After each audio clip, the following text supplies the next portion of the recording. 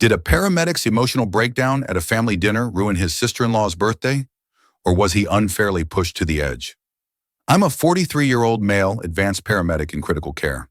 My job involves treating serious injuries and illnesses, and I also work in my service's emergency operations center, monitoring emergency calls and dispatching other paramedics like me.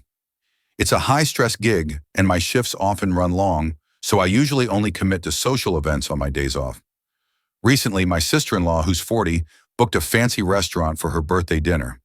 At first, I told my partner, a 44-year-old guy, that I couldn't make it because I was scheduled for a 6 a.m. to 4 p.m. shift that day. But he really wanted me there, so I switched my shift from ambulance crew to the emergency operations center, thinking it'd give me a better shot at showing up on time and not being completely drained. That shift was brutal. My country's healthcare system is stretched thin, and I had to make tough calls prioritizing emergencies. Toward the end, I handled a complex, distressing call that took nearly 2 hours. I left work 90 minutes late and got to the restaurant about 20 minutes late, still in my uniform and exhausted. When I arrived, my sister-in-law sarcastically said it was nice of me to finally show up and commented on my clothes. I apologized, explaining that a call had run over. My partner asked about it, but I said I didn't want to talk about it since it was upsetting and probably not appropriate for my sister-in-law's 8-year-old daughter to hear.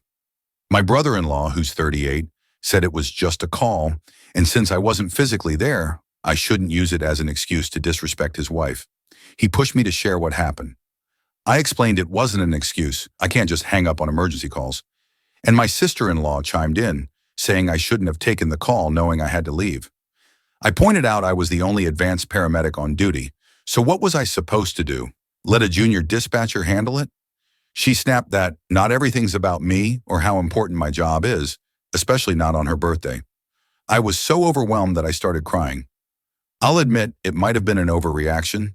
I'm not someone who cries in front of others, so I was embarrassed and went to the bathroom to calm down. My partner checked on me, and I told him I just wanted to go home. He said he'd explain to my sister-in-law and brother-in-law, so I left. Later, when my partner got home, he said they were furious, claiming I ruined the dinner by making it all about me. They felt I should have been on time, out of uniform, or at least more understanding about why my sister-in-law was upset. I argued that she made it about me by being rude over a 20-minute delay when I was clearly exhausted. He countered that I can't expect others to manage my stress for me just because I chose a high-stress job. I reminded him I'd originally said I couldn't go because of work, and he said he also has a stressful job but doesn't use it as an excuse to bail on family. Now he wants me to apologize to my sister-in-law, and I'm still hurt.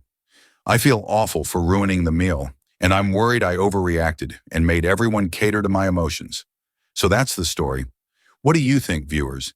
Is this guy the a-hole for crying and leaving his sister-in-law's birthday dinner?